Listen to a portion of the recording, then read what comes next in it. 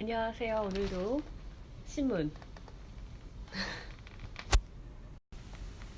갖고 돌아왔습니다. 먼저 동아일보입니다.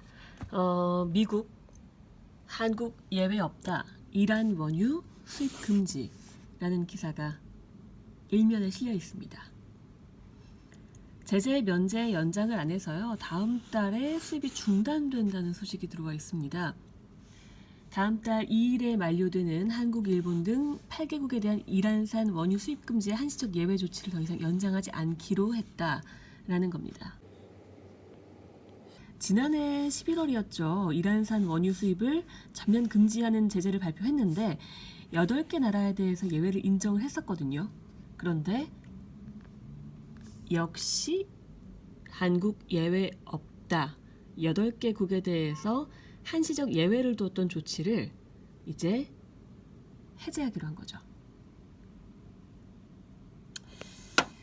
국내 기업의 수익성 악화로 이어질 수 있기 때문에 우리나라 경기가 걱정이 되는 상황이 왔습니다. 그렇기 때문에 일면에 아주 비중 있게 다루게 된 거죠.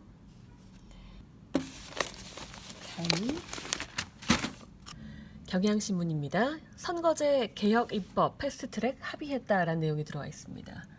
한국당을 뺀 여야 4당이 각 당 추인을 거쳐서 오는 25일까지 완료하기로 했다라는 내용인데요. 25일까지 정개특위와 사개특위에서 패스트트랙 적용을 책임지고 완료하기로 했다.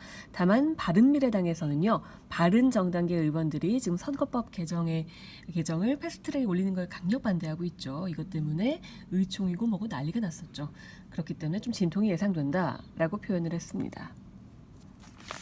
자, 어떤 내용인지 한번 조선일보에서 볼까요? 선거법 개정안과 고위공직자 비리수사처 설치법, 검경 수사권 조정 등을 신속 처리 안건 패스트트랙으로 지정하는 데 합의를 했다라는 겁니다.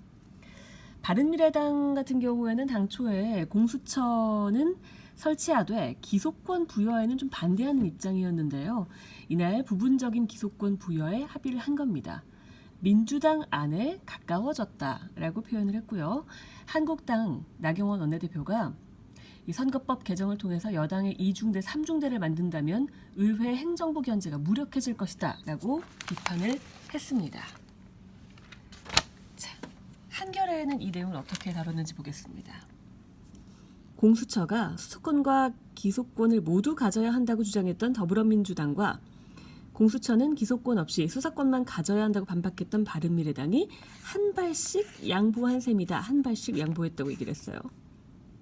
아까는 바른미래당이 더불어민주당 안에 조금 더 다가간 셈이다 라고 조선일보는 얘기했고요. 한겨레는 이렇게 한 발씩 양보했다라고 표현을 했네요. 같은 사안을 두고 또 다른 해석을 내놓고 있습니다. 네, 매일경제입니다. 매일경제 역시 한국당 빠진 여야 4당이 패스트트랙 전격 합의했다. 그런데 실제 처리될지는 미지수다라는 이야기를 하면서 좀 어두운 전망을 내놓았습니다.